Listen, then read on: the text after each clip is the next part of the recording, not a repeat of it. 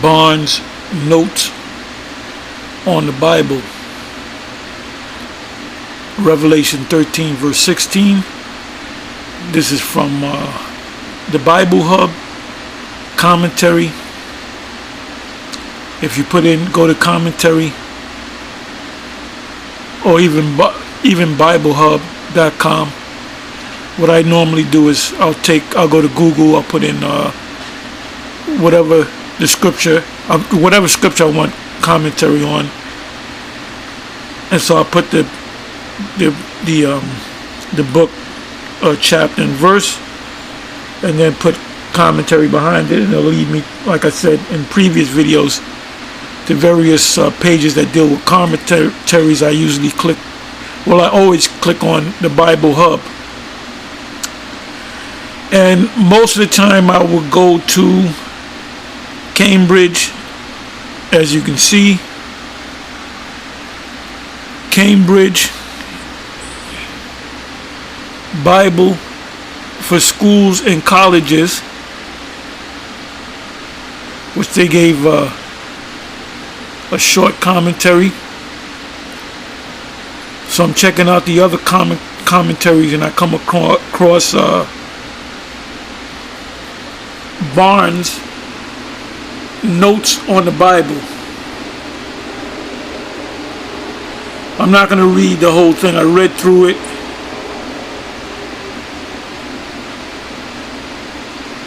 And even if you go to the blue letter tells you that that the mark is a MOTB. So you even got these scholars that know, based upon their writings. They know these Edomites, a lot of these Edomite Bible teachers, pastors, ministers, scholars, Bible historians, people that are dedicated to understanding the scriptures. They don't know the whole book, but a lot of them know that Revelation 13 verse 16 is talking about the MOTB, which is the chip. And just recently, we've been doing these videos on the MOTB for years, literally years, when we first got on YouTube. And they never took the videos down. And now, all of a sudden, they're taking these videos down. And they're not taking them down for hate speech. They're taking them down for medical, what's the term that they use? Misrepresentation, or whatever they use. I should know, because they took down the video off of your medical, whatever the term that they use. Anyway, and knowing these devils, they might just take this one down too. So you got to speak in code, and this is just showing you one thing, that we got the 100% truth. Anyway, I read down, as you can see, how many paragraphs down? Okay, Matthew. Okay, 1, 2, 3, 4, 5. You can say 5 paragraphs. And I read most of it, but I said, let me focus on this part of it.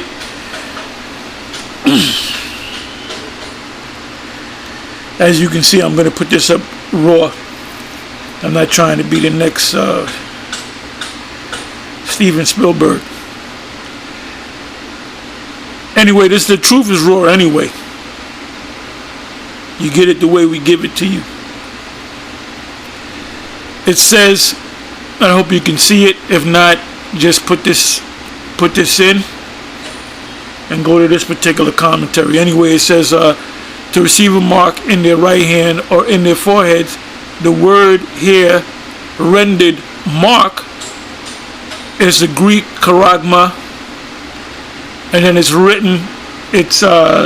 transliterated the word charagma, which means nothing in English. It's a Greek word transliterated in the English writing.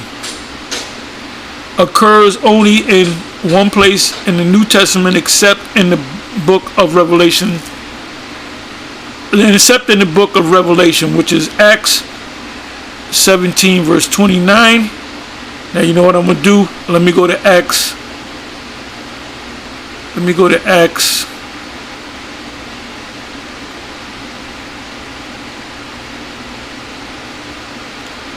Can't do it that way.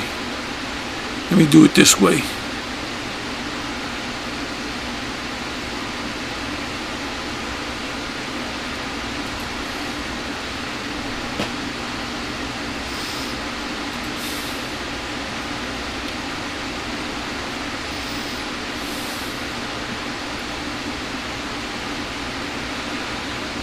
Okay, it says Acts 17 verse 29. For as much then as we are offsprings of the most high. Now we're spiritual offsprings, just like the Son Yahushua is a spiritual offspring of the Most High, or God. We ought not to think that the Godhead, that the Most High, is like unto gold or silver or stone, graven by art and men's device. So if you want to make a piece of jewelry, or you want to mint a coin, you got to take the coin. In the ancient world, they took the coin, or they took the gold, they melted it down, they got a mold to make it a round, which when you collect silver and gold, you can ask for a round. Can I have so many rounds of silver? Now you might ask for Philharmonic silver, which there's a actual graving for that. So when you look at that coin, you say, oh, you can see that this is a silver Philharmonic, or you can I think it's a Philharmonic. I could be wrong. Correct me. Or you can get a silver leaf, which is a Canadian. The Canadian government, they mint silver and gold, but it's called the gold leaf or the silver leaf. And here in Babylon, America, the U.S., they call it the American eagle, which is an engravement of an eagle and the woman on the other side, and in God we trust, and e pluribus unum. It's all engraved, so that makes it official. So you know this is an American eagle, silver coin or gold coin. You know the difference between that and a Canadian gold leaf or silver leaf.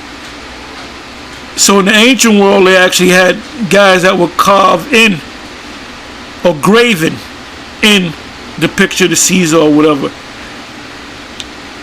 Well, today you use them like a machine press. You press it down. That's why it looks so exact. The coins back 2,000 years ago look different. One from another one look kind of little. The head might be a little off. You know, the marking might be a little off, but you kind of know, what it is. Like the Roman denarius. Anyway, it says Acts 17 verse 29. For as much then, and this is how you know that actually, you know what I'm going to do? Let me go to the word graven, by art and man's device. So I'm going to go into the word graven.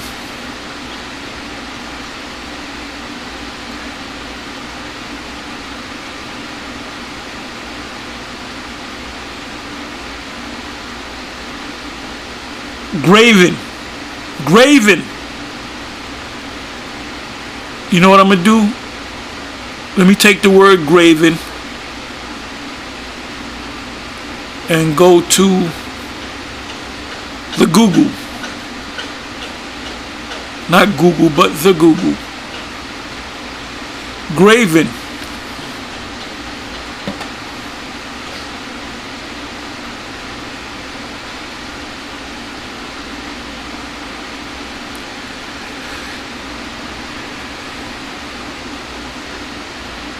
Graven.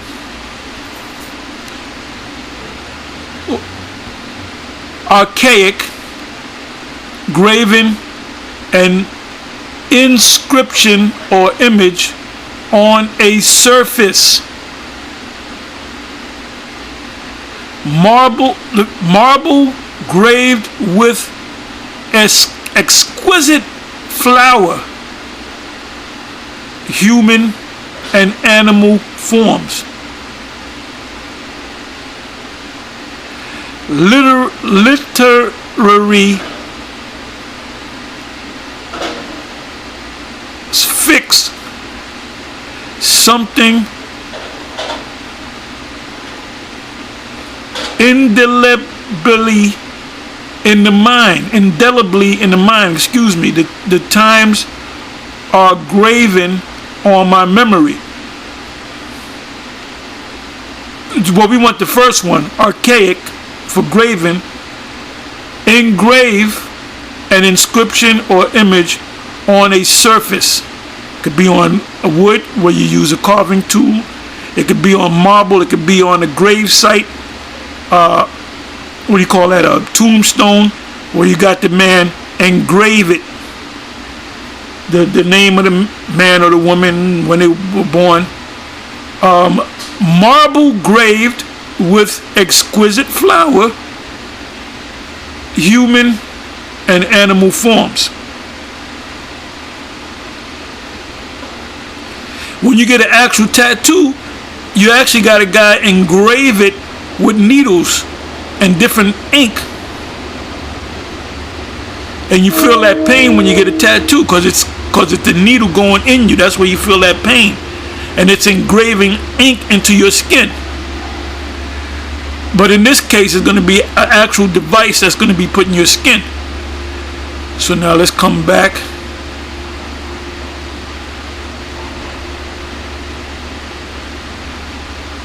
Let's come back. So Acts 17 verse 29, that's the only other time charagma is mentioned in the Bible. And then what did the let's go back to it.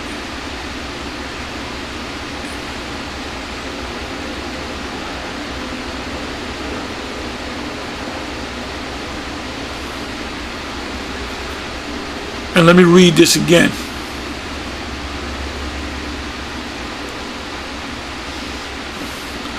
For as much then as we are the offspring of the Most High, we ought not to think that the Most High is like unto gold or silver or stone. Why did it say gold, silver, or stone? Because they're going to engrave something on. That's why he says graven by art of man's device. Graven by art and man's device. What's man's device? The tool to grave it.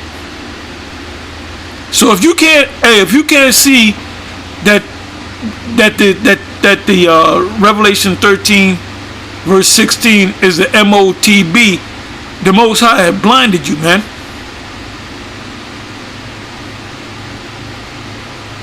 So where are we at? Let's go back. So let's read this again. I just read the book, except the only time charagma is written in the Bible outside of Revelation, the book of Revelation, is Acts 17 verse 29, where it is rendered graven. And all the other places where it is found, Revelation 13, Revelation 14, Revelation 15, Revelation 16, Revelation 20, it is rendered Marque. So the actual word there, you can replace the word Marque with graven. And we looked up the word graven in the Common Dictionary. We went to Google. and is applied to the same thing, the mark of the beast. So the conclusion is that word charagma, how can it be Christianity? You don't engrave Christianity in your skin. You don't engrave Christianity in a stone or silver. The word properly means something graven or sculpted, hence a graven, sculpted work as image or idol. A mark cut in or stamped, as that's what they do now. They use a stamp as a stamp on a coin. And back in the ancient world, a man did it. It goes on to say, applied to people, it was used to denote some stamp or mark on the hand or elsewhere. It could be on the forehead, could be on the kneecap, inside joke, as in the case of a servant on whose hand or arm the name of the master was impressed, or of, like the O, or of a soldier on whom some mark was impressed, denoting the company of phalanx, to which he belonged. Anyway, that's all I got to say on this. And like I said, if you can't see this, then the Most High blinded you. Shalom.